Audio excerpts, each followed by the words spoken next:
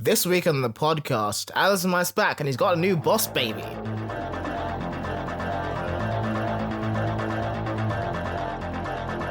Silvermane is that baby?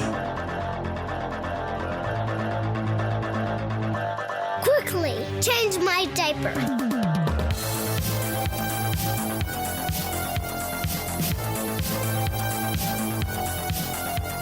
This is the best episode of the series ever made. That's my spoiler. You heard it here, folks. Welcome to That 90s Spider-Man Show, which is a podcast where we talk about Spider-Man the Animated Series and go through it episode by episode and give it all the reverence and respect that it deserves, which is none. My name is Henry, and I'm one of your hosts this evening, and alongside me, as always, is Jack. Wait 1 second. He's very prepared for this podcast. He's scrambling at the other end of the table. You know your name, right? It's like that's not in the notes. It's I was thinking about so much about the podcast and then not about the actual podcasting part of the podcast. And then my brain has kind of just become completely fried now. That is actually happening. You just weren't prepared for the actual podcasting aspect of it. Yeah, it was like, I was saying it just because I could see the book there, Present Shock. Just like this sort of thing of like being like in the present. We've gone live, all the cameras are on us, you know, there's a teleprompter. I'm going to be reading the news. It's like you're Kaiser associating this podcast right now. He's going like, mug, TV, present shock. Yeah, I can just figure out. No, I mean, that's, to be honest, that's not that far from how I live every day of my life. Yeah. It's like, I'm just like in the kitchen. I'm like, look at my phone. There's a reminder on it. That's what I'm doing right now. Otherwise, I would just be T-posing, you know. Just Guy Pearce from Memento. Yeah, there was a point where it became a job to be a content creator. Yeah, in this hellscape we live in. Yeah, and then also other jobs that were like, you know, not really a content creator became content creator because it's all just content. It's all just devalued into nothingness. Just like a flat blob of like doom scroll that we all currently live in. But now we're also content creators even when we're not doing anything. Like if you're listening to this, you're a content creator. You're just failing at being a content creator because you're listening to a podcast, you're not creating one. How does that make you a content creator? It just makes you a bad one, is what I'm saying. That's what you're saying. We all have. It's like we're like. I didn't make these rules. It's like capitalist Catholicism, where everyone, by being born, is in fact a content creator. It's original. It's your original content. Yeah, that your original sin is that you have not created content. But if you're in between making content, that is also not creating content and is therefore bad. Yeah, because you must be creating money. You must be making like, you know, capital at all times. You must be like throwing grease into the capitalist machine or confessing your sins. It is Friday, so today is a good day to confess your sins for all the non-content that you've been making. And instead of getting better as a person or feeding your family or enjoying this short life we have before the earth like boils and it becomes another Venus. Well, no, I mean, what we're doing is the same thing which most people listening to this will be doing, which is retreating from this, as you called it, hellscape. The level of apocalypse you're experiencing is just relative to unprecedented. Really. Well, I was going to say it's relative to what you've got going on, right? Yeah. Like if you're George Bezos, if you're Jeff Bezos, then you can also be George Bezos. Jeff Bezos is like lesser known cousin. You could be Jeff Bezos, or you could be George Bezos, who just like, you know, has the same surname. He has an alligator farm in Florida. Yeah, I mean, it's like breaking even. It's just about how far you are from the apocalypse that is happening, right? Yeah. But one way you can get away from, if you're working on the Amazon factory floor and you're listening to this while you work, you're closer to the apocalypse than Jeff Bezos is. But you can sort of retreat into your mind and return to your childhood. If you weren't alive in 1995, you could be retreating into an idea of childhood or of a show that just feels like it came from your childhood, or that you saw in reruns, or you saw a TikTok off it once and you were like, this seems like an old show when things were simple and Spider-Man fought the bad guys and some of them were babies. Some of them still are babies. You're retreating to a time when life was a bit more simple. Or kind of not really. Yeah, well, you weren't aware of how complicated and fucked up it was. Yeah. I mean, saying that, this is quite a complicated show, quite a complicated episode. Although at the end of the day, it kind of all adds up to something quite simple. I wouldn't call what happened in this episode simple. You think about what happens in this episode, like A to B. Speaking of retreating from things, I think we should get back to like the main thread of this here. Right, which is introduce the podcast we're talking about here today. Right. Spider-Man the animated series, right? Yeah, that's the one. You're in the right place. Yeah. We're talking about season 4, episode 5, entitled Partners. And this is interesting because it's the partners in danger season. But these partners don't seem to be in danger at all. They're just partners. They're definitely in danger. There was a lot of danger going on this episode. Yeah, but they don't apply it in like the actual like title at all. They're just like, yeah, these are partners. They're partners in danger. Right, yeah, partners in danger, colon partners is a non sequitur. This is the episode where they become partners. Yeah. Is the thing. Yeah. Right. Which is an interesting like way to go about it because like literally the last time we were here, Spider-Man was like, I don't have partners. Can you fuck off, please? Oh yeah, that was how that last episode ended. Yeah. Of just him being like, fuck you. I don't need your help. I need you to stay out of my way. Out of my life. Yeah, he goes like full like Ditko Spider-Man, like I'm gonna go off by myself, everyone else sucks. Yeah. But he doesn't really start with that level of anger in this episode. He's just coming from a more like, I would say voyeuristic point of view. We had half the same word. I was going to say misogynistic, but but misogyny is going to come obviously into it. A little bit of self-aware misogyny. As we mentioned, it kind of starts not with Spider-Man. It starts with Black Cat actually. Yeah, she's kind of swinging the streets, grumbling, which is a very Spider-Man thing to do. So maybe there should be partners. Right. But basically, Spider-Man's like on a rooftop above her, being like, "I wonder what she's up to." He follows her, and it turns out that she's solving some crimes or fighting some crimes anyway. She jumps into this truck and starts like whooping ass. Well, she's following a truck because it's like, she says, those aren't the Hardy Foundation trucks, which I appreciate because the trucks are just plain trucks with like Times New Roman font of like Hardy Science Foundation or whatever. That's some like bare minimum effort. Yeah. I'm sure you deserve to be caught, really. But also like, her whole grumblings, right, is about how she wants to be on her own. And it's immediately followed up with Spider-Man being like, she's on her own. I better follow her. Yeah, I better make sure that doesn't happen anymore. If he can be a loner, so can the Black Cat. What's Black Cat doing down there? Maybe I should keep an eye on her, spider style. Basically, she's fighting quite all by herself, and Spider-Man's like, no, I'll help you. And then she starts like really getting into it, and Spider-Man basically like sits back and is like, in a way that was like, yeah, he's a little bit aroused. Well, he spends this whole thing, right? Like, I'm glad they offset it because he does have a sort of a moment where he's like, maybe I need to check my male chauvinist assumptions or something. But he's saying it in the way that like Tim Curry would. Tim Curry? Tim Curry, specifically in Scary Movie 2, Tim Curry. I'm glad you said that because that's a very specific Tim Curry. But not inaccurate description. It's very specific. It's like kind of like middle-aged, horny man for younger woman, Tim Curry. Okay, right. As opposed to regular Tim Curry, which is like just regular horny. Right, yeah. And not like the King of Hell, Tim Curry. I'm thinking of like Dr. Frankenfurter Tim Curry or Congo Tim Curry. And those are the same as Scary Movie 2 Tim Curry. I'm saying opposed to that's like regular Tim Curry is at that level of like lecherous, let's say.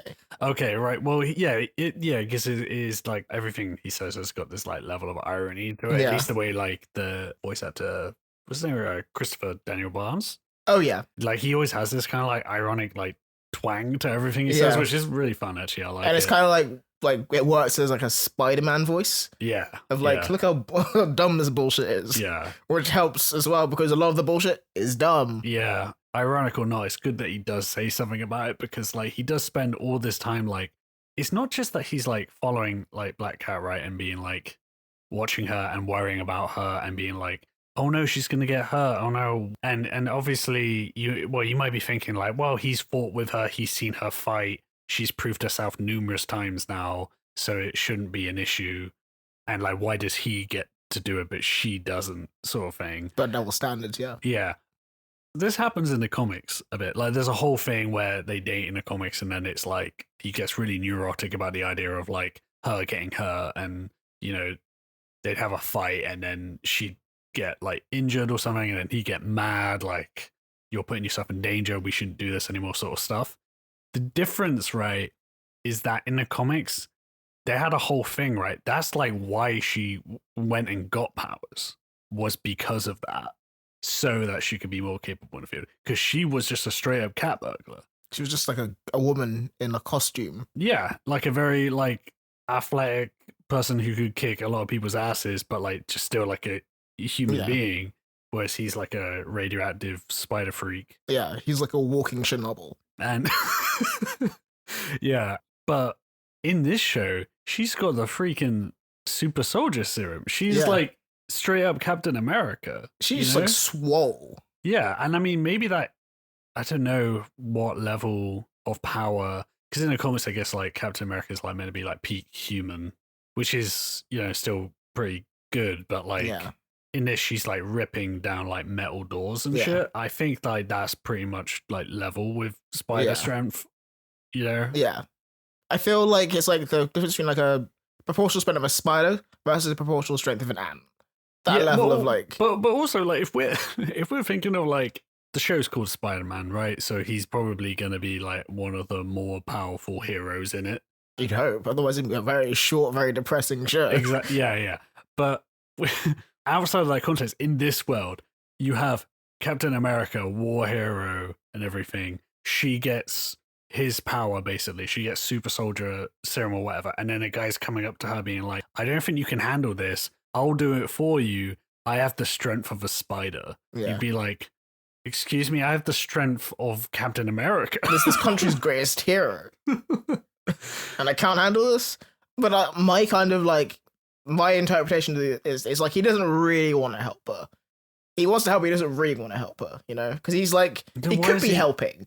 But he kind of sits on the side and goes, "Say, this is kind of interesting." But then she like gets like grabbed by like one guy, and then he's like, "Okay, now I need to get in there." Like, I can't actually watch her like struggle in a fight for like 5 seconds, even though he's constantly like falling in trash cans. Yeah, like he's had his ass handed in by like 60% of New York by this point in time. But yeah, so they kind of have a bit of a back and forth about it, but they eventually like she lies it down. She's kicking ass. Then Spider-Man's spider sense goes off, which is, I guess, the one advantage she has over her. And typical male privilege. Typical spider male privilege. Anyway, so yeah, she gets gas, and who rolls out in his wheelchair, who definitely doesn't need a wheelchair anymore, is Alistair Smythe, her old friend. Wait, was he in a wheelchair? He was rolling around the wheelchair, and it comes in. Oh, lazy fuck, he can walk. He can definitely walk. Well, I guess like you're gonna throw out like a hover chair. If I had a hover chair, even if I could be able-bodied, it'd be like the people in Wall-E, just like fat and like blobby. I don't think that hover chair could fit in my flat, but I'd make it work. It.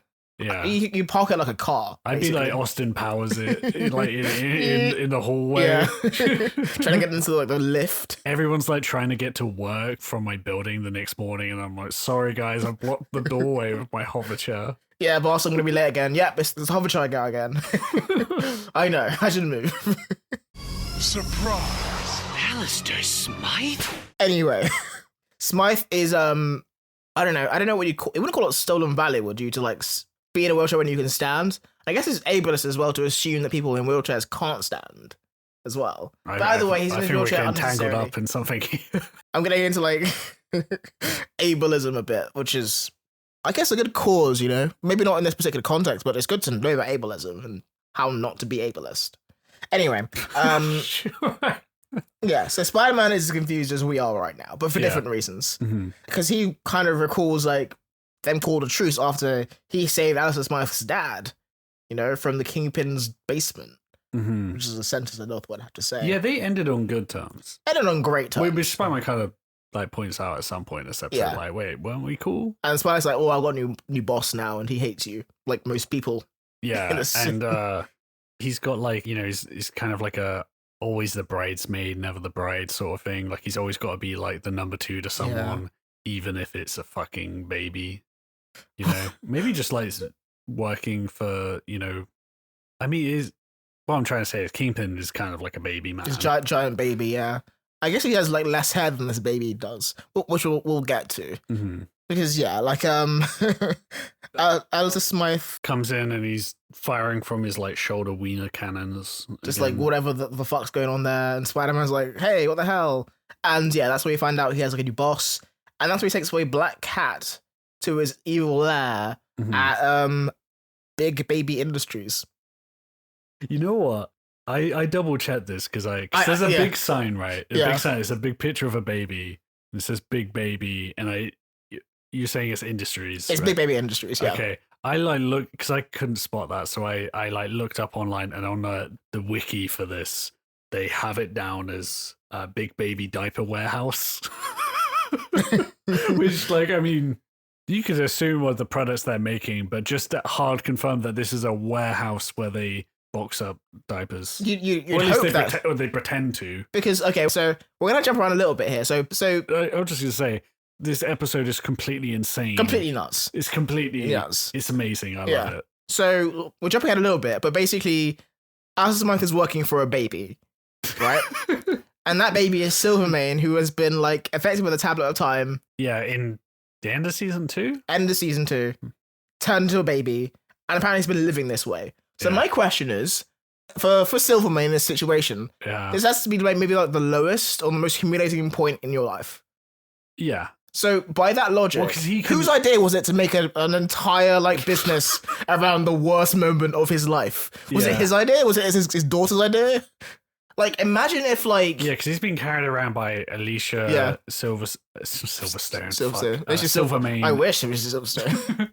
No, that would but make he's no been sense. carried around by his own teenage daughter. Yeah, Who was taking over the operations, but then he's kind of giving the orders correct. as a baby because he's a baby, a real He's an actual shitting in his own pants, drinking from a bottle baby. yeah, not maybe not newborn, but he's not walking, he's not crawling, he's being carried around. He's incredibly dependent But on he her. can speak. He's got a bit of a baby voice, but he can speak. He speaks like an old man. Yeah, he's got He says at one point he rues the day that he touched the tablet of time. This is straight up Completely funny. nuts. It's Yeah. just really It's funny. very funny. And they don't it's so silly that you kind of want to poke fun of it, but there's so much of this that is intentional comedy. There's no way you could do this without a heavy, thick layer of irony. We'll get into it at some We'll point. 100% get into it. But this is this is an episode of the show which ends with someone shitting their pants. That is the Yeah. climax of this, and I'm not joking, and I'm not exaggerating. No, that's literally what happens. Yeah. So go back to this Big Baby Industries, because I need to understand the business transaction. So, it's just a front, right, so that they can do Yeah. neogenic but if it's a front, it can be a front for anything. Why would it be a front for Silvermane's most humiliating moment of his life? If, say, for example, you got hit by a car, right? And you couldn't walk anymore. Mm-hmm. And we went into the business, and I was like, why don't we call this business Wonky Legs Incorporated? You'd be like, no. That's horrible. And after your ableism, I had to set it up so I could knock it down later. Okay, right, yeah. It's kind of it kind of evens out I'll now. edit this and I'll put it the other way around so it feels like a character arc. I've learned from my ableism in these short moments. Yeah, but I But mean, yeah, it doesn't make any fucking sense because it can't be his idea. What if you're his daughter? Why would you make a whole business around this horrible moment that happened to your father? I straight up don't have an answer for you, but I also think that this is one of the least urgent questions of this episode. This is coherent compared to some of this other stuff. Do you know what I think it is? I think this is another version from Baby Joe's. Fucking Baby Joe's. Man, it's been a while since we've recorded an animated series episode. Yeah, Oh, you so- forgot about Baby Joe. I forgot about Baby Joe's. This Everyone is forgets about Baby Joe. This is a babies in danger season. It's not. Or partners in baby. No, I guess that that was the original title for the season, but they couldn't get it past the censors because they were like, "You want to put what in danger?" It's This that show's new- about what? Did you hear that thing about the new Aquaman movie? They put babies in danger. Yeah, there's a. That was a joke. No, it's been. What There's was this. it? Was it Amber Heard? Was Amber Heard playing babies in danger? There's that whole thing with the cycle where there's a new superhero movie, they test it, and then apparently it had a standing ovation, and then it turns out it's some regular ass. It's like Yeah. Ant-Man 3, and you're like, wait, no, I don't think that actually happened. Yeah. But apparently, like, the rumor mill was going around that, like, the new Aquaman movie, I forgot, it's got some vague ass Like subtitle. the like, Lost Kingdom yeah, might exactly. genuinely be the title of that bullshit. Yeah, it's just the most. Oh my god, our society whatever. is They should just eating call itself. We've had enough movies, right? It needs to be better than Aquaman 2. The And Lost Aquaman Kingdom. The Lost Kingdom is not. Aquaman 2 is genuinely better. It's generally better. It should be called Aquaman, maybe. Aquamans. Aquaman 2 Under the Sea. Aquaman. Just Aquaman in Brixton. I don't know. In the Thames. Aquaman. Yeah. He's just like swimming through the Thames and then just like dies of the toxicity. Yeah. It's too powerful even for me. Oh. But anyway, like I feel like we lost the thread here a little bit. yeah. Anyway, well, the test screenings for it, kind of half remembering this now, but like the test screenings were bad, and apparently people didn't like it, and maybe there was some retooling that needed to be done or something. But like one of the issues people had was that part of the rumor was that Black Manta killed Aquaman's baby in What? the movie, and everyone was like, wait, this can't be right. Baby murder. Aquaman 2, which the first Aquaman is like a very family friendly movie, Yeah. right? And in general, most superhero movies are intended for general Yeah. audiences. They're introducing a baby in this, and it's like, I don't think they're going to kill The a baby baby. in it. But then everyone's like, are they going to kill a baby? What did like Zack Snyder like break onto the set, like tamper with the script, and no one noticed? This is my revenge. You didn't let me have my own Justice like, League. He's like the Phantom of the Opera, like beneath the studio now. God damn, is he singing again?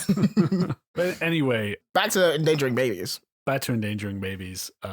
You talking about Baby Joe's? Yeah, Baby Joe's. Who, Well, Baby Joe's was in the past, right? No. Baby it wasn't. Joe's It was like it he's in New York. He's active in New yeah, York. he's active still. I mean, he's got a bit of seed money from like his Baby Joe's bar. That's I'm guessing It's franchising. it's a franchising Yeah. thing. They're like spreading out, making use of it. Criminal connections, Yeah. right? Maybe that's just how they get the funding. Maybe like that's part of the the humiliating thing for Silvermane is that that's the only way he can get the space for a lab. Yeah. Because as we'll see from other people in this episode, it's hard to get the seed money to just set up a laboratory. Yeah, it's incredibly hard, you know. Yeah. That's actually why Alistair Smythe is here, is because he needs like. Well, actually, I didn't know what he needs. I think he needs tech to like wake up his dad who's still like napping. He's not even plugged into anything So for anyone who doesn't remember, because it was a while back. Spencer Smythe has been in this coma chamber for like since the start of the show, pretty much. He blew up in episode like 2, and we thought it was dead, but it turned out Kingpin just had him in like a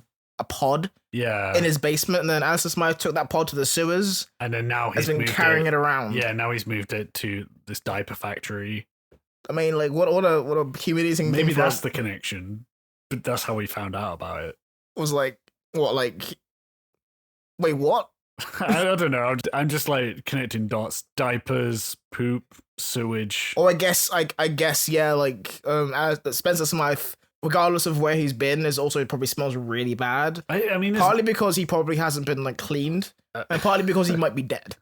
either way, both Alistair and Silvermane are at a low point, right? Which is probably why they would go into business, Yeah. because otherwise, why would you go into business with a baby? And why would you go into Like, business how would you take that with, baby like, seriously? this weird mutant who lives in the sewers and like, Yeah. transformed his entire body but kept that haircut? Yeah. Maybe he didn't have time to go to a barber's. He's been taking care of his dad. Well, no, but he did, because it's a very it's a sculpted Yeah. mullet, right? I knew how to do mullets, unfortunately. I can't do another haircut. As far as I remember, like the whole as we talked about in our Tablet of Time episode, in the comics, Silvermane did, do the thing of like using the Tablet of Time, became younger, became too young. In that comic, he straight up like Became, blinked, like, yeah. he blinked out of existence. Yeah. He like went like pre-birth, Yeah. He became like an leading egg and a to- sperm cell, basically. leading to like this incredible 4-panel face palm of Spider-Man finding out what has happened to him. Ugh. He almost does a 4-panel facepalm when he finds out this time. Well, it should be like 20 panel. It should be Yeah. a whole comic of just a slow-mo face palm. Just like his hands slowly moving up the page. over like 20 or 25 pages. But what I mean to say, the comics did not have a baby Silvermane at any point. He does come back, But and he as an adult, I'm assuming. I don't know how we get there, but he goes from like he blinks out of existence. There's a gap in my memory, and then he's an old man again in a robot body. Like he's a full-on like Cyborg. yeah, but like not like cyborg like Alistair Smythe. Like he is like looks like metal. He looks like a metal skeleton, but with an old man face on it. So like a Terminator. Yeah, he looks just like the Terminator, but with an old, Man face. So Terminator from like Terminator Dark Fate. Maybe, I don't know. I have not seen that movie. So the old Arnold Schwarzenegger instead of like the 1984 version. Right, but Hello, I'm still a robot, even though I'm kind of getting a bit fat around the edges. this old man robot then like he kind of ends up being a cyborg for most of the comics, you know. Yeah. Never a baby. I think I would have preferred it if he was a cyborg. And actually, I'm joking. Obviously, he's better that he's a baby. Because he's basically saying things like, I don't know what the actual logic behind the babiness of him. Because he seems to have like full sentience, be able to like speak words, but also he behaves like a baby. He doesn't have, it's like the motor functions aren't there, right? The motor functions. But also he's like crying at some point. What is he? Because like the whole point of crying for babies is they can't speak words yet. Yeah, but when does he cry? When we first introduced to the baby. Right. Because like Alisa goes to him and goes, quiet father. I mean, like she's going to have like hours of therapy to work through after all this. I was probably like, you know, out of my mind because his whole speech with Smythe and like, you got to do this, you got to get some old neogenic subjects in to like steal their DNA to make me young again or whatever the fuck. Yeah. You got to get these remnants of season 2 back in here and like figure this shit out. You got to like try to have old plot points. And then he ends that by telling his daughter to change his diaper. Because he's like, I've shit my pants. Yeah. Not literally, but he's like, yeah, please change my pants. Go to work, Smythe. Quickly, change my diaper. Also, just want to point out because like Smythe has this face of like, why the fuck did I do this? There's actually quite a lot of good reaction shots of Smythe, of just like a close up of his face like contorted in like disgust. My boss is a baby. Yeah, I'm literally like cosplaying a Boss Baby movie. Now. I haven't seen Boss Baby, but it seems like he walks around and wears a suit. He wears a suit. Yeah. So he's not just being carried around the whole movie. No, he's like got some dignity. Unlike this baby. Another weird like thread between these two properties is that the brother of the Boss Baby in the movie Boss Baby is voiced by Tobey Maguire, who you might know. He's a narrator in the movie. Wait, he's the narrator? He's the narrator, but he's like his character is like the brother of the Boss Baby. Okay, basically. Right. And as you know, Tobey Maguire also was famously Spider-Man in Spider-Man the movie from 2002. So a little movie fact for you right there. Sure, yeah. So that's all to say that like Smythe is. So you only get that level of like film knowledge from this podcast. Also, like really, really deep pulls about Tim McCurry. That's the only two speeds that we go here at that 90s Spider-Man show. Anyway, yeah, Baby Mane, as I'm like gonna christen him because I don't think he's been christened yet since he's a baby, and I don't know if he's a Christian either. But yeah, so that's when he reveals to Baby Mane his plan that he's gonna like, in order to reverse the aging process, which Silvermane went through, he's gonna get like a neogenic thing to kind of, I guess, reverse the process. The science, as usual, is bonkers. It's nonsensical. There are only 2 subjects like that in the world. One of them is Vulture, one of them is a Scorpion. Both of them are Spider-Man villains. Both of them, like, basically in the wind. We haven't seen them since the end of season 2. I'm pretty sure Vulture at this point has been, like, suspected dead. Partly because his building exploded and partly because he's, like, 1,000 years old. And also he was a spider monster at some point. I'm pretty sure the last we saw of him, the building exploded, he'd been turned into a spider vulture. Yeah. And he flew into the moon. Much in the same way that Michael Morbius did, like just like I was actually thinking that. Yeah, just like I'm fucking right out of this series, and I kind of thought I kind of like praised whatever god that I like will accept me at this point. I thought he was going to the Morbius cave, and then he was probably not coming back. Yeah, I didn't expect him to come back in the way that he did. Oh yeah, he comes back. We'll get there. So Smythe has a line here about like working for promises. I remember thinking like, this is New York City, baby. It's 2023. We're all working for promises now. Fucking get used to it. It really is just like, you know, waiting for that promotion and just being like, well, you get your raise at some point, you know, but like stick around. He goes to his performance review and his boss is a baby. I mean, I've had work experiences like that where Have you had bosses who are babies? No, but I've had CEOs who are 26. Yeah. Which is basically a boss baby in the grand scheme. Just as humiliating. At least he wasn't wearing diapers. He might have shit himself, but that's because he was on a night out, maybe. So there's a lot of returning, like, this is like almost like a mashup of a bunch of... It's like a reunion. Yeah, there's a reunion because we've got... not only have we got like returning villains and stuff, and we got like all this talk about like neogenics again, and we've got all this talk about like the tablet of time and age reversal, old man in a coma chamber. We've got spider slayers, not spider slayers, like little the drones. slayer drone things from like what, like episode two again, like flying around going after Spider-Man to like give him this message ultimatum. Because Spider-Man's basically like sadly like swinging around and be like, "Where's Black Cat?"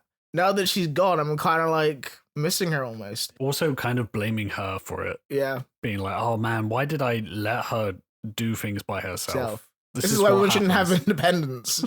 Yeah. God. What a fucking incel. Anyway, Spider-Man swings around the city and he gets captured. Or basically like the drones like capture him. They like hold him like in place. And a screen comes out of one of these drones. Oh, yeah. Yeah, it's all very complicated, but it's just all a way of, like, giving him a device so that... Yeah, I don't know if this was the best way to do this, or if it's just, like, laziness on Smythe's part. He could have said it when he was leaving. Yeah. He knew what his plan was. He could have been like, oh, by the way, if you want to see her again, you can get, like, Scorpion or the Vulture to come. Well, I'm just also lair. thinking, is Spider-Man the best person to find two people? Like, but also He's constantly losing people. But this guy can't even keep a girlfriend. Like, so many people have died on his watch. So many people have fallen into portals. Yeah. Like, it's like literally like he's like 0 for 4 on portals. But then also, like, he's got like, statistically, they're going to fall into a portal. When they... Well, he's got to find one of two people, right? But, like, who also... haven't been seen for literally a year. Like, he says, like, you know, the difficulty of finding like two worms in this big apple or whatever, but it's like, as much as that's a good play on words, like, what are they in the city? You don't know that. Yeah, there's no reason they could be anywhere in the fucking world. Yeah. And he's got 24 hours to do it. By the time he makes any headway, he's like, oh, I've got 8 hours left. I'm like, did he just like go to sleep? He had a nap. You know, he went through a box set of like The Wire. Anyway, so yeah. Is this when we cut to the best plot development of all time? Oh yeah, absolutely. So Spider-Man's like, where will I find Scorpion the Vulture? And it turns out they're in New York, A, and B, they fucking live in an apartment together.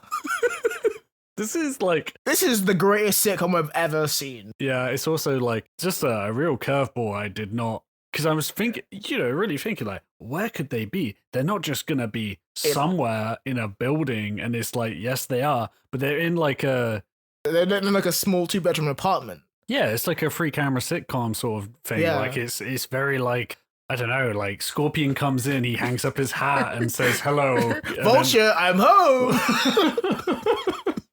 And Vulture is... Vulture, my boss is coming for an impromptu dinner and a big promotion coming up. Oh, so what do I do about this old man I have chained up in my closet? Yeah, so yeah, at this point, Vulture's being chained up to his wall. Yeah. Like, just in his Vulture costume, he's like morphing between like young and old and young consistently. Yeah, old and young. Not old, young, and spider.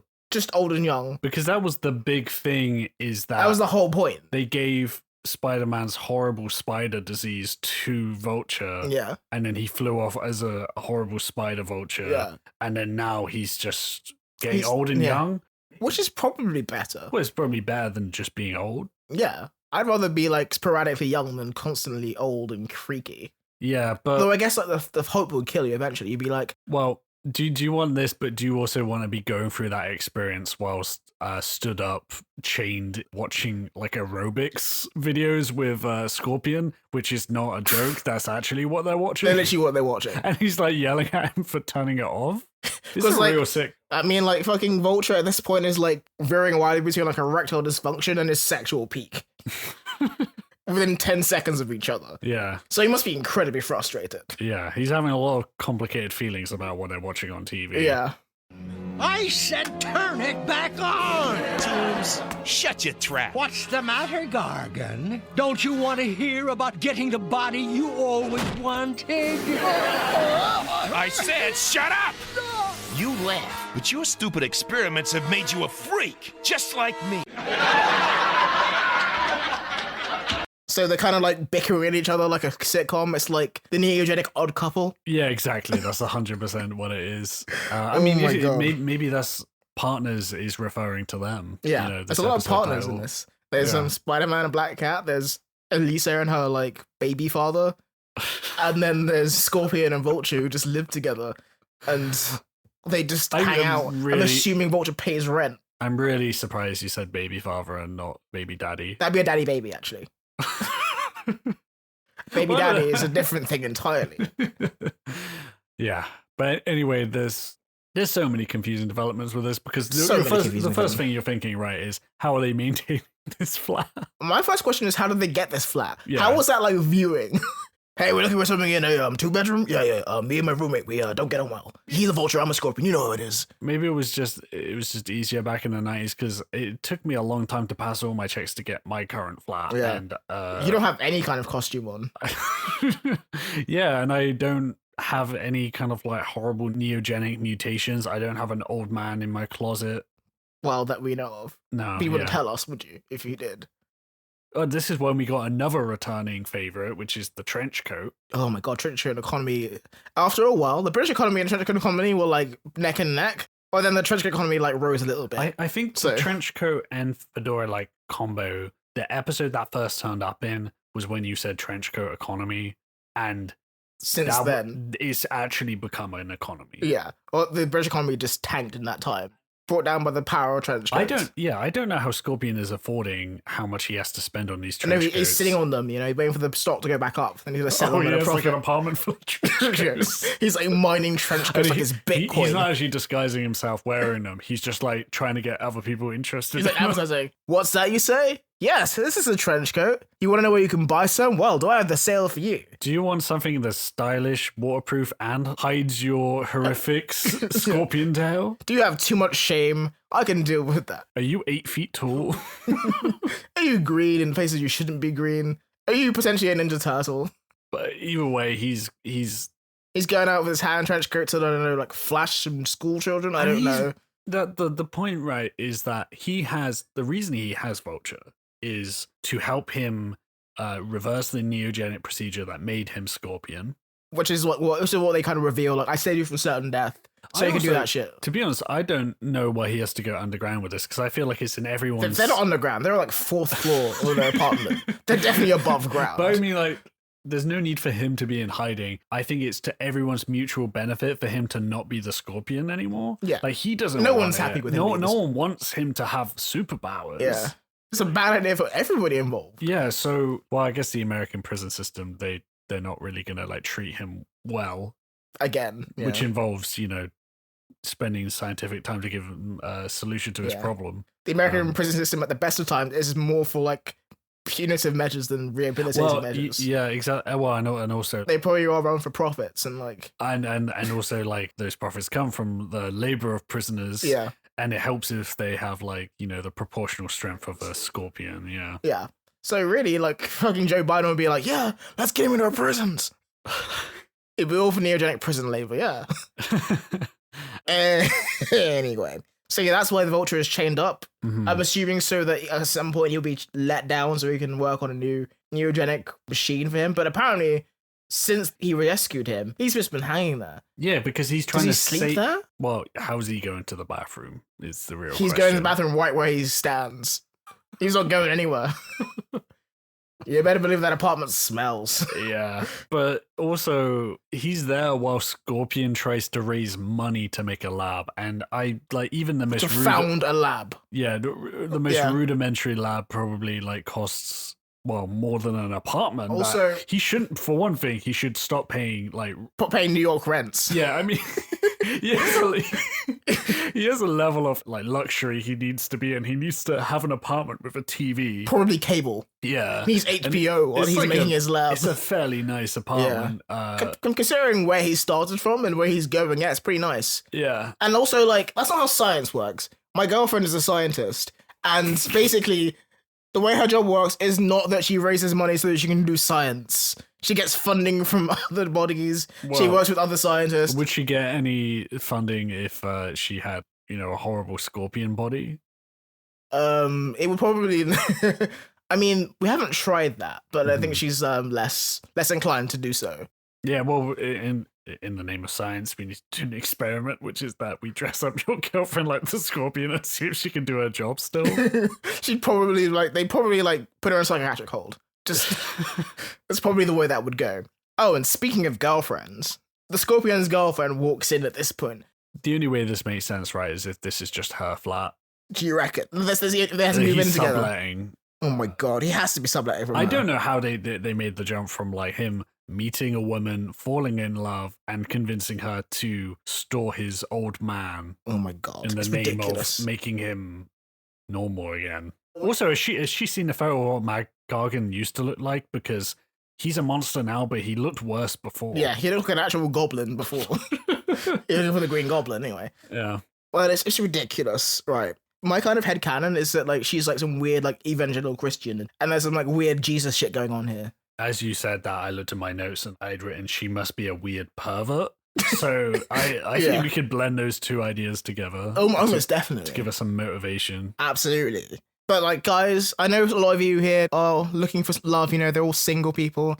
I want you to remember that when you're getting ghosted by like the third woman this week, that there's a guy in an irradiated scorpion costume who hasn't taken it off since 1994, who's literally spraying acid from his cancer-ridden shell, and he's getting more tail than you ever have got. Mm-hmm. Yeah. And that's maybe let's hope for us all. The idea with Sarah, his girlfriend, is that she's asking him to go legit, and I guess so they can get married, because that like I'm assuming they're saving it until marriage. Yeah, and they say, speaking of saving, she's saved $500 towards this laboratory, which is really funny. It's really adorable, and also really sad. Also fairly respectable to save $500. I wish I could save $500 whilst paying New York rent and also like supporting your boyfriend and his old man. Yeah, exactly. We'll get the money. It'll be okay. I've already saved $500. Wow! $500 whole dollars! By the time we have enough, my young self will look like I do now! Don't you? Imagine, like, I mean, I'm just trying to think of, like, a situation where you meet somebody and you kind of vibe with them, but imagine looking like that, going on a date, and being like, I've got an old man chained up in my apartment. Or at this point, he's just carrying him around because he hasn't got anywhere to live. And the old man's like feeding him like dating tips while he's on the date. Okay, now say this. Maybe he has him under the trench coat. He's just like hiding an old man under his trench coat. How did that go to a second date? No, I mean... Maybe he's just really funny. Maybe the radiation made his dick super big. I think this is what I'm saying, like, you gotta make such a leap here that it has to be a weird sex thing. Yeah, she's like whatever like the arachnid version of a furry is. Because I guess I was thinking about they were saving it until marriage, but like the likelihood is that they were not. Well, I think whether you like it or not, you're saving it for marriage, because that suit is not coming off, is it? Yeah, but that thing is gonna come off. Like, did you see a zipper? I did not. Yeah, no. He's gonna get married in that suit. He's gonna put a tuxedo over it. But I mean, all in all, though, Kingpin. I mean, it's nice to see something good happen to Scorpion for once. Literally, like, even though he's got the first break for the first time in his life. Yeah, even though his version of a healthy relationship is maybe the most deranged one possible. Completely deranged. It's completely insane. And the whole world they're having this really cute moment as a couple. The Vulture's like heckling them from the other room. Oh yeah, he has a good bit. What was it? It was like, oh yeah, he's like, by the time you save up for that laboratory, my young self will be as old as my old self. Which also just is a great burn. It's a great burn, but it also raises the questions of, is he still aging both ages that he's going back and forth between, are they also aging so that he will eventually be a young or like An a old middle-aged guy who's turning into a skeleton? Yeah, he's like Iron Man just morphs into a skeleton and back. Yeah. I'm assuming, or maybe it's like a Benjamin Button thing on the other side, so like they're gonna just pass through each other. So he's aging backwards and forwards at the same time. Oh, So he's getting older in one like version, he's getting younger in the other. Well, there's And a it'd be like, it's sweet gonna- spot in the middle. Yeah, where he's gonna be just like a normal guy Yeah. for a while. Yeah, just like a 50-year-old guy, and Yeah. then it gets worse again. We go to the next rewrite situation, which is Harry and Peter. And this is also very funny. Right. So yeah, So if you remember, Harry Osborn, in the context of the show, has just lost his father, his ex-girlfriend, Yeah. and the two people who care about him in the world. Mm-hmm. Only two people. Yeah. And the third, in theory, is Peter Parker. Yeah. So Peter Parker at this point has wasted 16 hours doing nothing, Mm-hmm. trying to get the Black Cat saved, and he realizes, oh shit, fuck, I'm going swinging again. And he's like, changing into Spider-Man costume, right? The way it works is he's got his like regular clothes on, and underneath him is a costume. Starts to take the shirt off. It's not even over his head yet when he hears the door knock. And Harry's like, hey, Pete, can I talk to you? I'm really depressed and lonely and grieving. And at this point, Peter doesn't stop. He doesn't call out to Harry. He gets changed faster. Yeah. Yeah. He's like, oh shit, It wasn't- Harry wants to talk. It wasn't like, I'm in full costume, I need to get out of here before he opens the door. He makes a choice, which is almost a wordless one. Like he's a bit like sad about it after he leaves, but like there's a silent portion of this scene where Harry is begging for someone to talk to, and he's climbing out the window to get away from it. Yeah, and the end of last episode, basically, or the episode before, Peter's like, hey, Harry, let's be roommates so you have someone to talk to. And the first chance he gets to connect, he, like, bails. And the worst part is he can pretend he's not home, but he doesn't do that. He goes, gotta go, bye.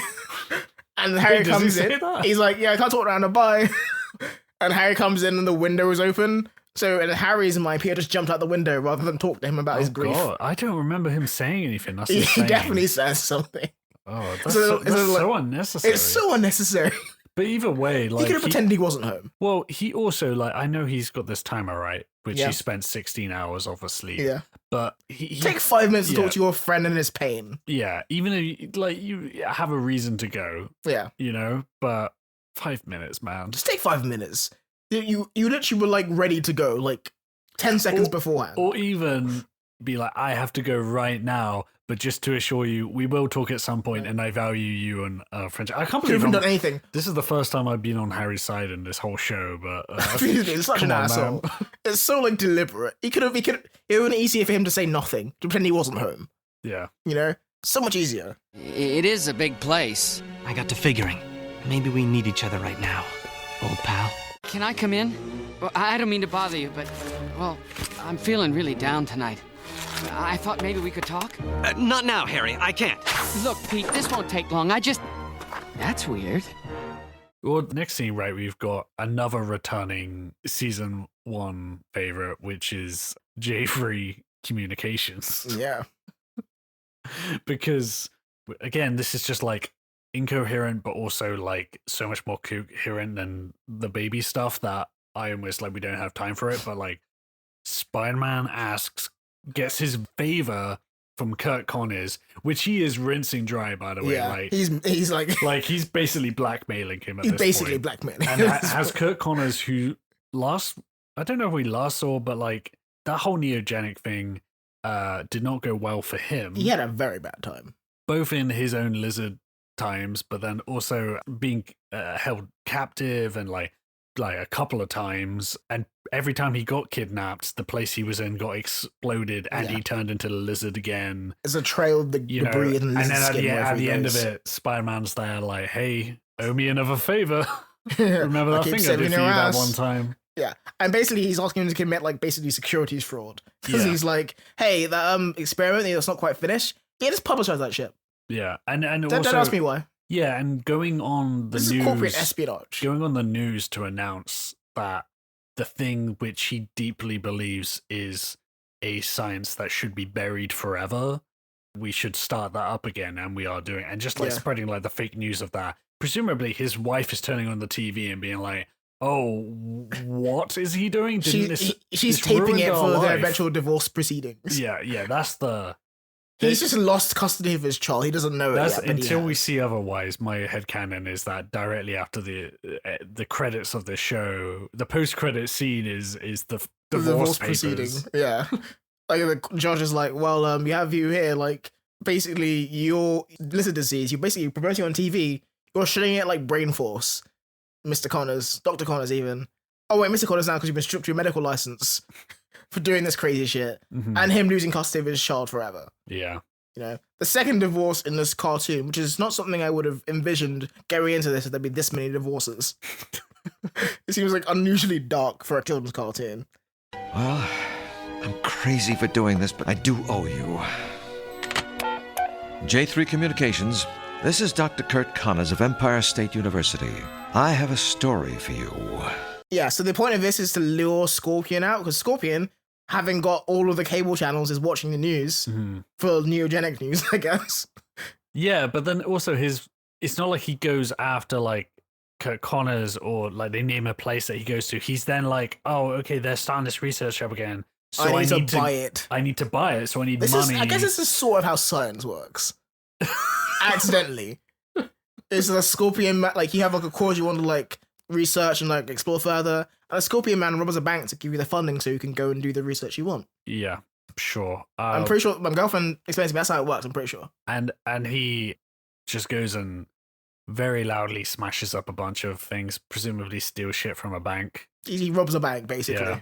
And then Spider-Man's like, hey, I knew that would work. Spider-Man shows up and is like at no point questioning any of the morals of his decisions this episode. But before he goes, he locks his girlfriend in like the closet so she can't like speak reason to him. Yeah. He's like, if you I don't know if he needed to do that. He didn't need to do it at all. What is she gonna do? And she gets out anyway. He leaves a screwdriver in there. He could have just said, don't come. Meanwhile, she's like banging on the door like, who's going to change Adrian? Yeah. There's lots of sorting ourselves in this episode. Lots of pee-pee pants. Oh, yeah. The teased pants pooping we haven't even got to. Oh, my God. But instead this isn't the pooping pants we mean. Even though there's already been 3 such iterations. So they duke it out, right? And then Spider-Man ends up... He beats him pretty easily. Yeah, and takes Scorpion to the point where diaper like factory. Yeah.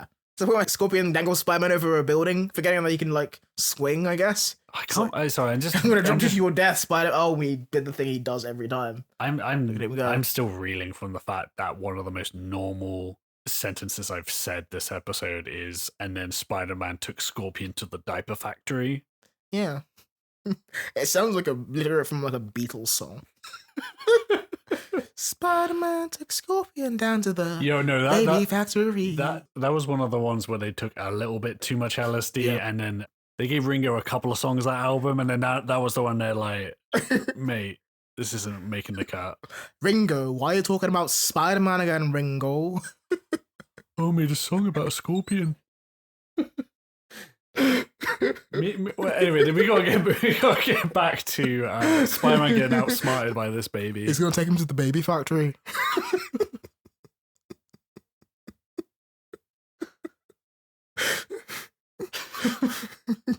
Yeah, I think I might have done too much, Paul.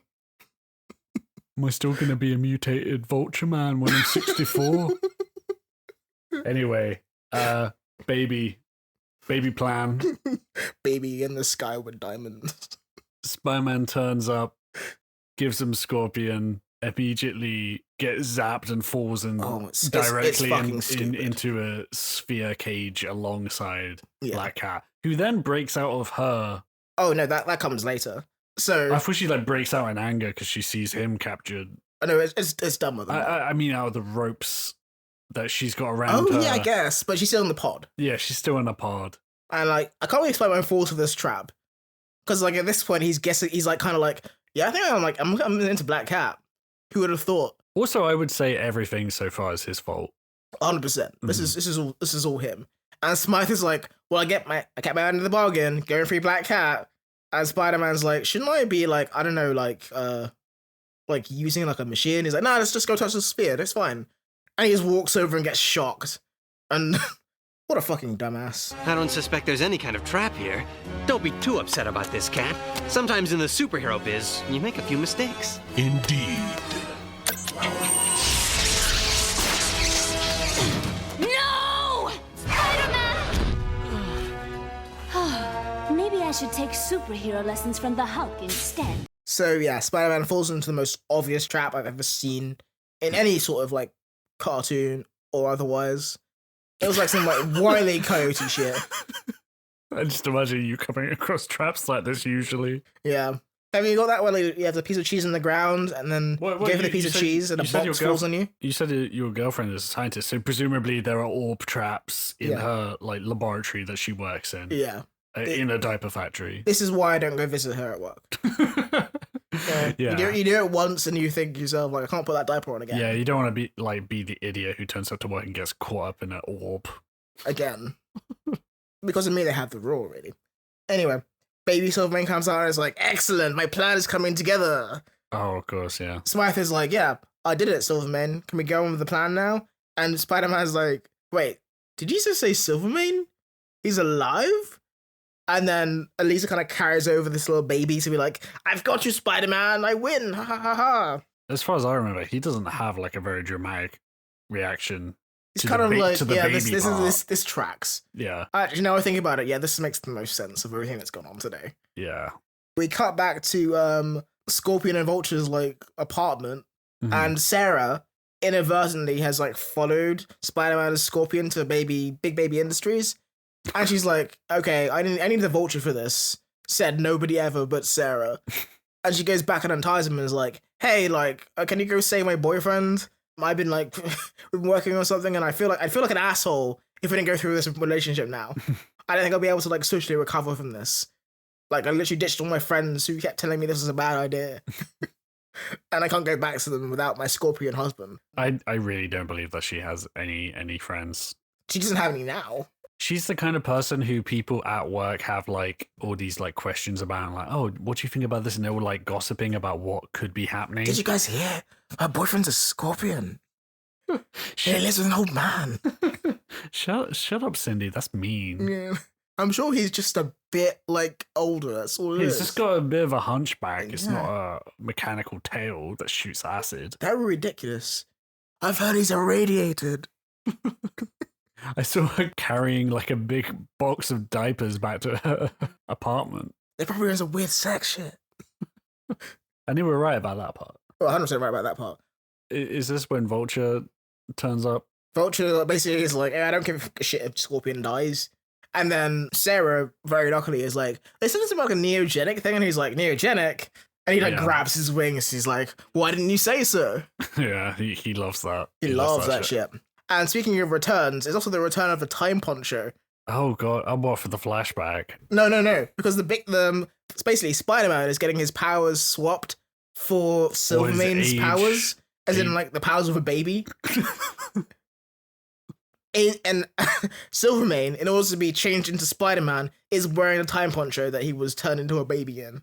Yeah, it's just like that's just purely his thing. Yeah, it's just like I really want to wear the Time Poncho. Not a scientific poncho. It just came back from the dry cleaners. He does start to age up, right? Yeah. He starts to age up with Spider-Man, like also being aged down, I guess, or whatever. Right, but they don't show that. But like, we have to presume that at the end of this episode, Spider-Man is now like 35 years old or something. Yeah, he's like suddenly looks a bit like Uncle Ben. So yeah, Vulture flies in to cause chaos, and in this chaos, like a laser flies off. Yeah, he knocks. Ricochets. They really need to tighten the screws on this like neogenic recombinator because they need to shut the fucking skylight so people can't fly in. Yeah, imagine if a pigeon just flew in. Yeah, don't like is it hot open in the there? skylight. Check if there's any rodents in the building because there's a bat in the corner. Yeah, and then tighten all the screws so that if you do knock it, it doesn't spin around and start turning everything into like a hamster. Because let me reiterate, it's a radioactive laser. Yeah. It should probably be staying in the place we want to stay in. Just for all of our cells' sake. So we don't give everyone in this room cancer. How about that? Right. Vulture flies in, some chaos ensues, and Spider-Man gets like lasered free. Don't ask me how. Mm-hmm. And he kind of runs to like the machine to free Black Cat and Scorpion, while Vulture flies into the empty seat and just like attaches himself to it. So he wants to swap with baby Silvermane and like steal his youth. Which again, I should say now Silvermane should be a spider old man baby. There should be like some weird fucked up DNA in that. Yeah, there should three not be different animals in one. And also, like, why does it make Silvermane a baby but makes Vulture just a young person? But surely Vulture would be a baby, right? Well, doesn't he get strapped in right because he's there as a well, like I guess now like a teenager or something, and he's going, no, he's too old. He's too old. Best of the episode, actually. Father!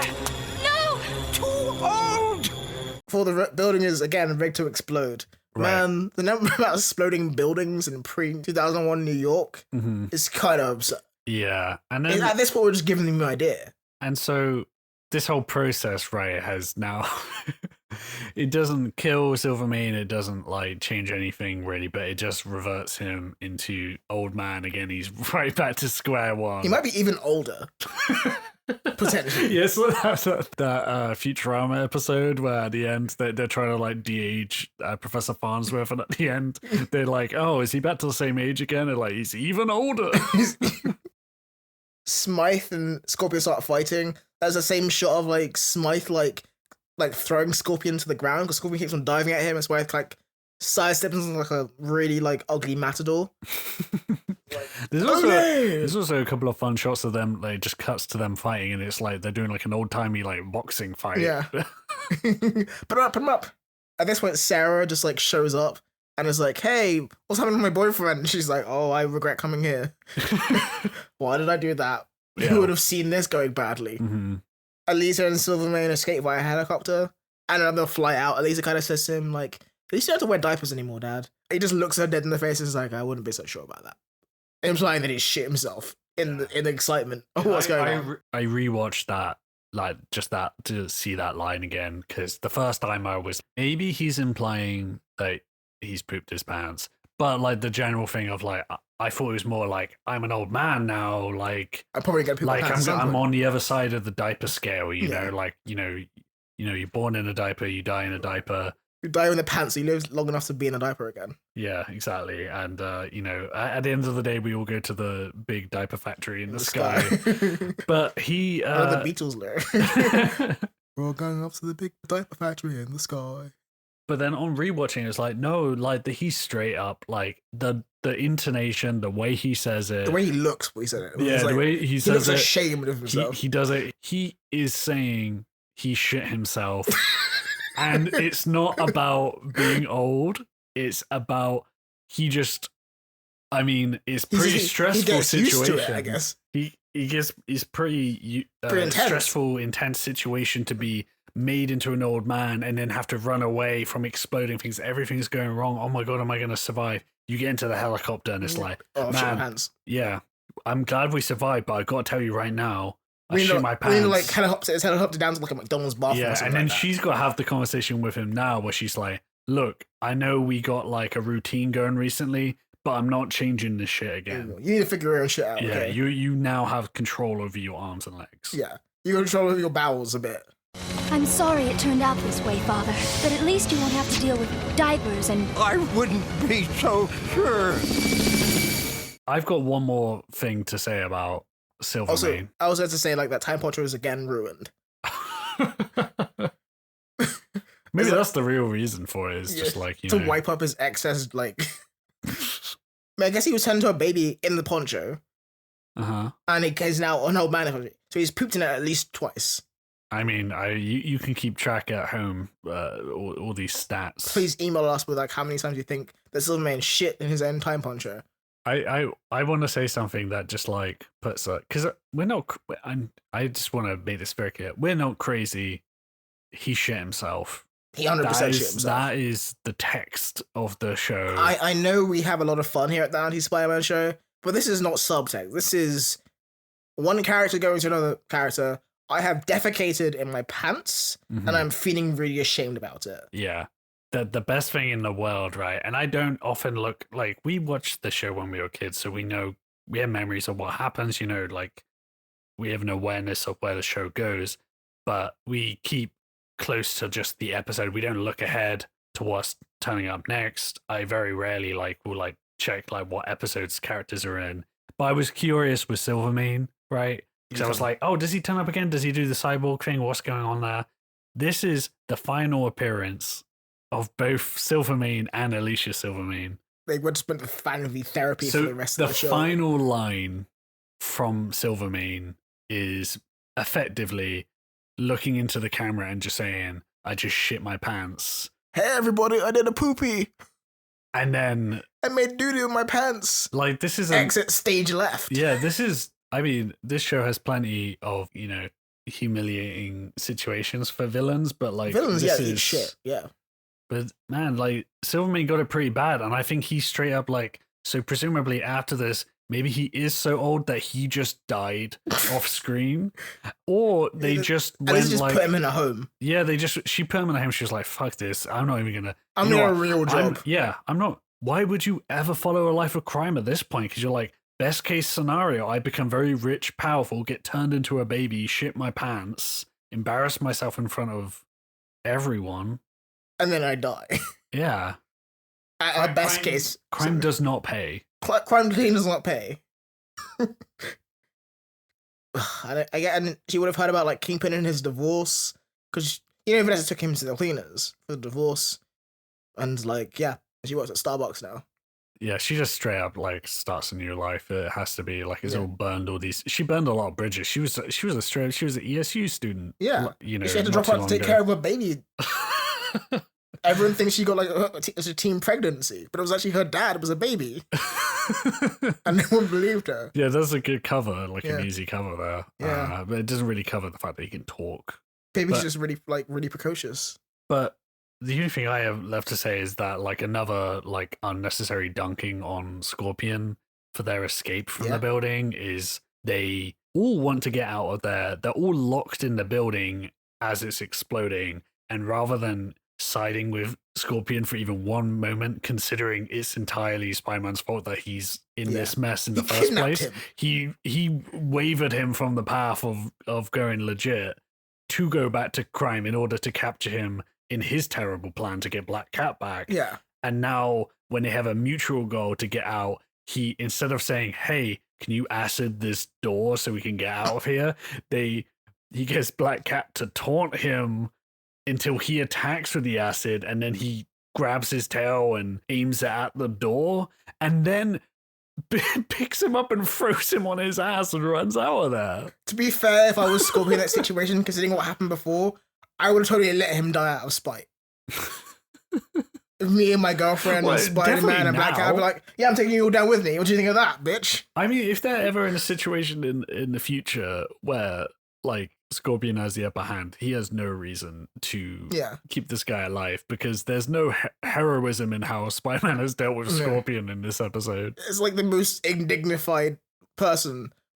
No one's showing him respect at all. Yeah. I mean, Spider-Man is somehow the worst of everyone there, including the Doctor who gave him his radiation powers. And in this episode as well, all his focus is on Black Cat, because in this fight, you've got these references to calling her his partner and stuff. So there's kind of a progression in that he goes from, we're definitely separate people and I don't even want you in this game, to, I guess I'll let you fight crime with me because, you have superpowers. And also I have a big crush on you, but mostly the superpowers thing. Yeah. And then meanwhile, I don't know, maybe Scorpion could be helpful in some way. He's looking for reasons to go legit. Let him help you out a bit, give him a little retainer. It's really mean, and it's I thought it was. And he's sorry for putting you in mortal peril. It was almost a meme, of Scorpion being treated badly by this show and by everyone in it. Yeah. But straight up now, it's just it's full on everyone hates Scorpion. Yeah, exactly. It's like Toby from The Office. Everyone is just mad at him and hates him for no reason. Oh, for some reasons. Don't blame me for this. You're the one that brought me here, and now you trapped us like rats. But yeah, so him and Sarah kind of go we can do this. We can survive whatever. And she says something. I guess they just go back to their flat, right? Go back to their apartment. And they're just in the same spot, but now they don't have an old man there, which is an upswing. At least they can go to bed without him heckling them through the wall. Yeah, exactly. And like, I guess they can also like, I don't know, invite people over for dinner parties and stuff. Yeah, cut down on their diaper bill. Yeah. Imagine the electricity, like they can finally paint the wall again. And also to say, like, I'm not sure if we mentioned, but like from his stint in the the neogenic experiment here, Vulture gets his youth back and then just flies away. He's like, see you later. Cheers, bye. Bye, TV show. Yeah, and he flies into the moon again. I don't think we'll see him again. Well, I don't know. I thought we said that last time. But like, there's no reason for him to come back. Well, he's just like, on like a beach island somewhere. Like Michael Caine is looking at him across the room.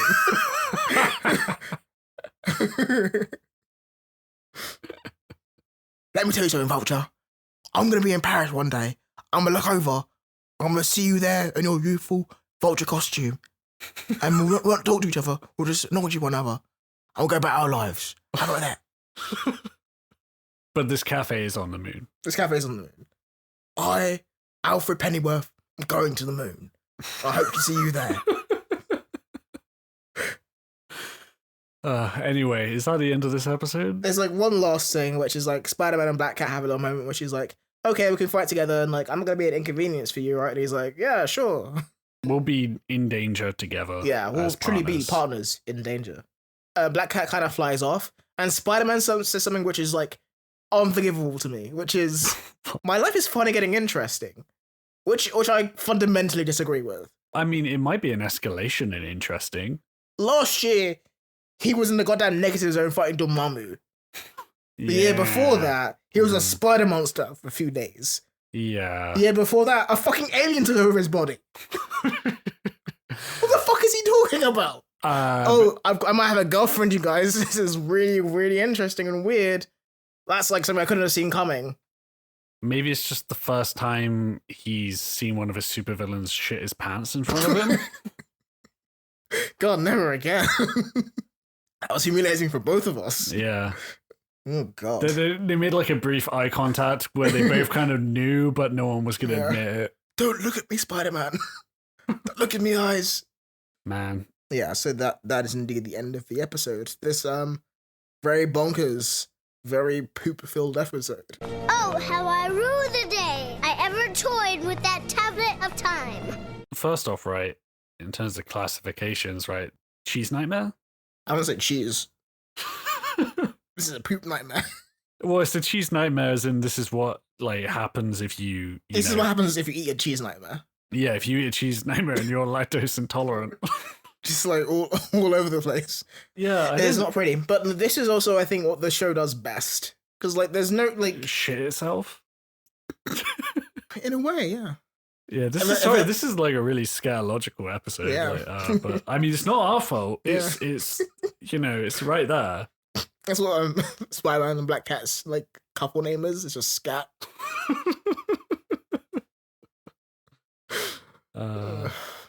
Yeah. But yeah, this is I think this is what the show does best. It kind of like gives us a lot of weird, insane like plot shit. Mm-hmm. Lots of weird action set pieces. Mm-hmm. And somehow makes it into a plot, because there's a clear, like, throughout everything we talked about, there's a clear growth from Spider-Man from, like, I don't work with Black Cat because I hate her, I care about her, I'm gonna do these things to save her. And the Scorpion has a little plot arc, and Vulture has a little plot arc. Yeah. And so does Silvermane. How do they fucking do this in 20 minutes? Yeah, it's crazy. It's 20 minutes. I'm very surprised that, like, a lot of this episode is kind of dedicated. It's a filler episode, but in the most insane way possible. It's a filler diaper episode. It's a diaper filler. It's diaper filler, yeah. But the purpose of this episode is really just getting Spider-Man from the idea of like, I don't want to team up with Black Cat to I want to team up with Black Cat. So you got that happening. The rest of it is tying up loose ends from like not last season, but like the season before. You know? Yeah. So it's like all this neogenic stuff coming back. Wait, what happened to Scorpion? Where's he at now? There's a bit of development there. He's trying to go legit. He's got a girlfriend now. Although I don't know if he has. Well, you know what? I'm pretty sure she's going to stick by him, but I don't know if he's. They're going to get married. I don't know if he's going to stay legit. I feel like Well, I mean, there's nothing about his apartment that's in jeopardy. Like, no one knows about that apartment still. Only us as the audience. He goes back there. He goes back home, yeah. Yeah, he just goes back home, and then he goes and watches like fucking The Simpsons on Fox. You know what they do? They sit down and they just sit in silence. They jump on a bus, like back home. They sit in the back of the bus, and they look at each other, like stare into the distance, and like the song of Sun starts playing. Or when she realizes maybe this wasn't all worth it. Yeah, maybe we should be up on Light for Nothing. Yeah, maybe it was just the rush of young love. Yeah. But hello, Vulture, my old friend. It's like in Speed, how like the relationships like formed under like intense stress never last. Right. Well, you mean like Speed 2? The beginning of Speed 2. Yeah. Yeah, exactly. Well, we got that to look forward to. Is the Speed 2 of Spider-Man the animated series.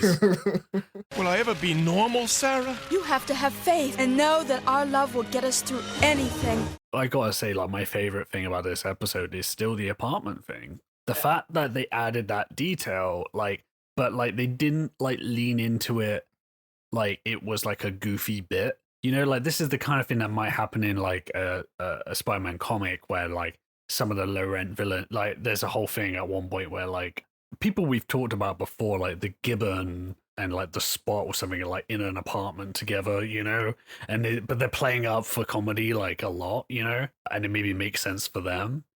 But there's something about like them doing it with Scorpion and Vulture, who they're not like, you know, Doc Ock level, but they're like they have a degree of respect. Yeah, Scorpion is on paper more powerful than Spider-Man. Yeah. You know, he is like, you know, he's bred to be physically more powerful. Yeah, the first time he beats him, he kicks the shit out of him. Yeah, and Vulture like was like a pretty unbeatable guy until like he got like a spider disease. Yeah.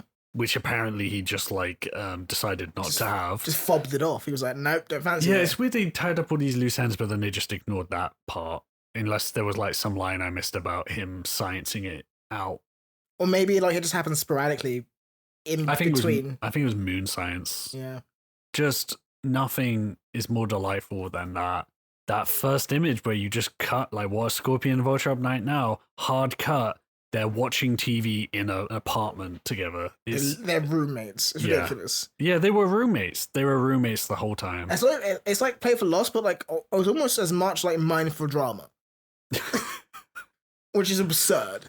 Yeah, I really want there to be like some like I need a theme tune, you know, for this. Yeah. I have like a couple of random notes about the voice cast because I started like looking at them lately, and I just want to throw this out there. Jeff Corey is the voice of Silvermane, like old Silvermane. Yeah. Just want to note that just because it's his last appearance in the show. Yeah. I look him out. Like a lot of these actors, I think it'll be cool if anyone wants to email us in or say on the Discord or something, like anything interesting they know about these voice actors or anyone they recognize, because pretty much everyone who's in this show has been in a million things. Yeah. There's a lot of them you definitely know. Yeah. Or they're just like, some of them you definitely know, and some of them are just like, you look them up and they've like been in TV for like decades in a bunch of shows I've never heard of, or I have heard of but never seen. And so there's probably some like weird things you can like note in there. Like, for instance, Jeff Corey, the only thing I know him from is he's one of the underground cult mutants in Beneath the Planet of the Apes. Oh, yeah. That's who worship that atomic bomb. I did not think you were going to say that. You've seen that movie. But I didn't know that was him. Well, he's one of the other mutants. He's the non-Charlton Heston mutant. Scorpion, I don't know how I missed this before or if we talked about it before, but it's either in this episode or in the next time he appears. But Scorpion was originally voiced by Martin Landau, who is an actor. He's in the movies. Yeah, and he leaves this show. At least the wiki attributes it to the fact that he wins an Oscar. He was like, I don't do Spider-Man animated series anymore. Yeah, and he plays fucking like Bela Lugosi in Ed Wood.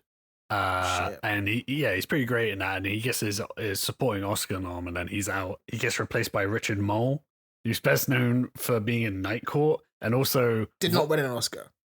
No, but he should have for voicing Harvey Dent in Batman the Animated Series. Well, that would have been an Emmy rather than an Oscar, wouldn't it? No, I think they should have made a new exception to the Oscars just for that. The Oscars are bullshit. It's fine. Yeah. They should just be Doesn't like, matter anyway. special consideration award for this thing because this guy over here said that it should happen. But that could be just the you know what? Yeah, probably. Just give him the EGOT. And Sarah is voiced by Sandra. I don't know if it's Bernard. Don't say Bullock. No, Sandra Bernard or Bernard. I don't know how to say her name, but she's one of those actors. Like you'll see her, you'll recognize her face. Maybe you won't know where she's from or what. She was like comedian, like big in like the 80s and 90s. I know her because she's in King of Comedy. Did you watch King of Comedy? Yeah. You know the is that the woman he like harasses? No, the woman who's harassing Jerry Lewis. You know, who's like obsessing over him when he's tied up, and she's like, has dinner with him and everything. She's like in league with Robert De Niro's character, and she's great in that. And that's the only thing I know her from. So she's Sarah, giving like a very weird vocal performance in this, to be honest. But I mean, like probably from the same energy, really. Thank you, Mac.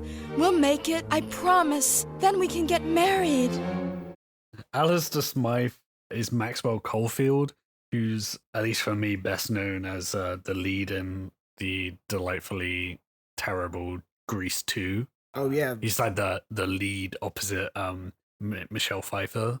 I did not see Grease 2, so I don't... Oh, man, you should. Not just because, everyone should watch every Michelle Pfeiffer movie because she's like a... Don't watch every one of them. Don't watch Ant-Man Quantumania because that's a waste of Michelle Pfeiffer's time. Yeah. I'm not sure if she was actually present there. She wasn't. She was like... She was physically there. I think she was on the astral plane. Yeah, she was back in the quantum realm. Yeah. She was closing her eyes and thinking about Scarface is what she was doing.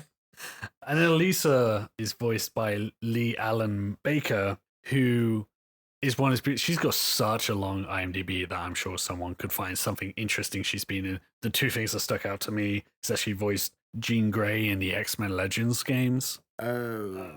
And that's not what I thought you were going with that either. Yeah, and also, and this is like probably insulting to her because like she seems to have a very storied career, but I just want to note that the next credit after this, after she exits the show, stage right with old man with diaper full of pants, diaper full of shit. Yeah, they fly off into the sky with stink lines coming out from them. She goes to play implant removal patient in Breast Man, which is a TV movie starring David Schwimmer and Chris Cooper. And this was made in like... Wait, well, like 96 or something. So he was on Friends by this point. Oh yeah, he would have been drawing Friends. Yeah, and then Chris Cooper, like I don't know much about like the development of Chris Cooper's career, but at some point he became an incredible actor, and then at another point he won an Oscar, right, for adaptation. Yeah, that sounds right. I think best supporting actor for adaptation. Yeah, I mean, he did it, he deserved it. He was also great in American Beauty. He was great in a million things, and he also like got his paycheck like having a nap on the set of The Amazing Spider-Man 2. He didn't get out of bed for that one. So this is a role we all aspire to in our lives, of not getting out of bed and earning countless thousands of dollars. Mm-hmm. So, point being that they both were better than this in their careers at that point. Yeah. It's possibly just interesting. Whether her Alisa Silvermane's characters, mm-hmm. Silvermane's voice actor is called. She's probably better than this, but yeah. The movie called Breast Man, starring David Schwimmer and Chris Cooper. Yeah. The only thing I know about it is that there's a point where David Schwimmer snorts coke off someone's boobs. Was it her? Was it Chris Cooper? Know. She's implant removal patient, okay, so maybe. Or if he did, it was prior to her introducing herself by her name of implant patient. Let's give these boobs one last party. I want to see that. I don't know if Chris Cooper was involved, but yeah, any buddy comedy with those two. Yeah, I'm not even sure if it's. I think it might actually be a drama, but it might just be a drama called Breast Man. I know it's a comedy because like David Schwimmer's getting married, but like Chris Cooper.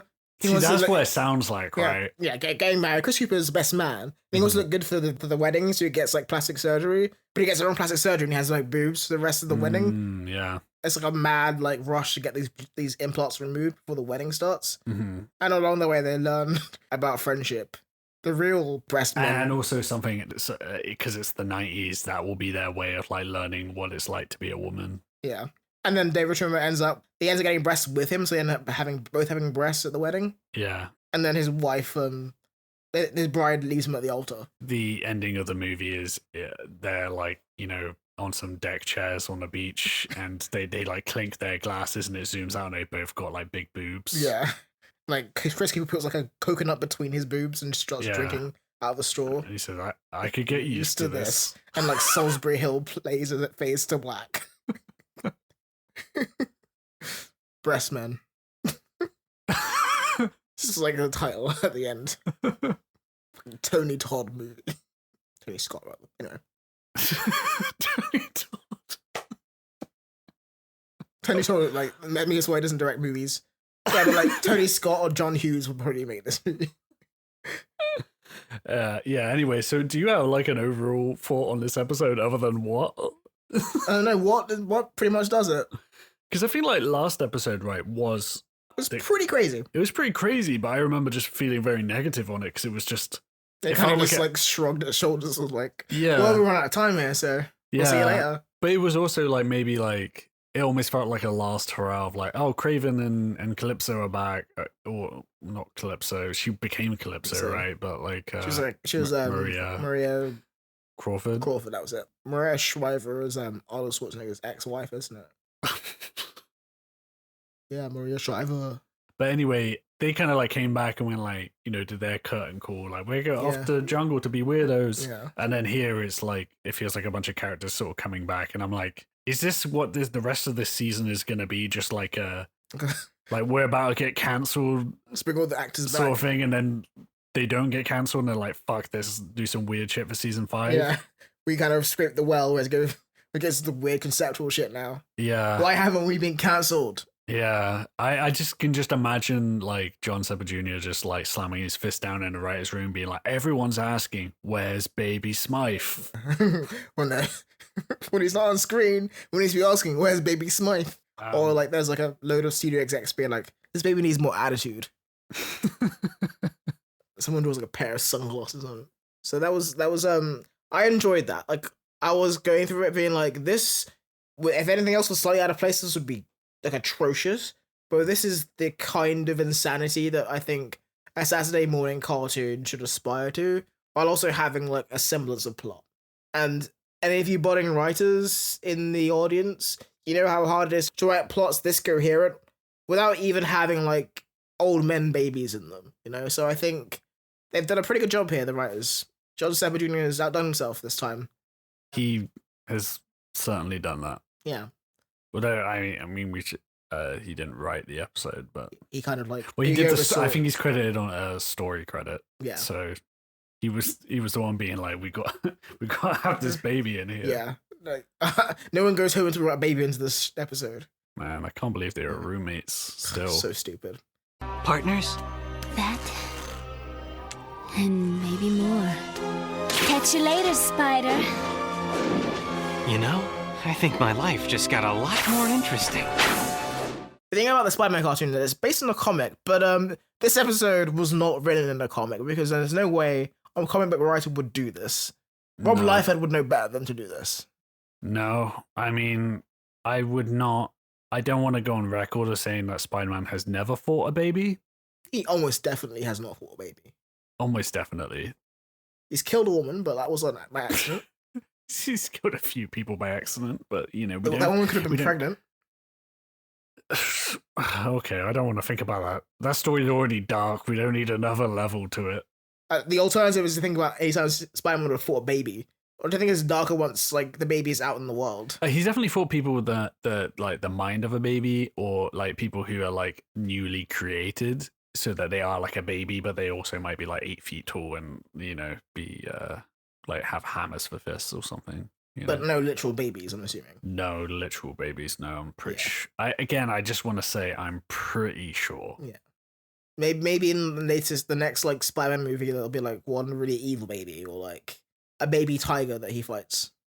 Well, I don't think they need another baby. They've already got Tom Holland. Yeah. He is the baby. Maybe he like fights a version of himself. But yeah, that's just all to say there's no comic book origin because there's no comic book which would like be printed today that would have this plot line.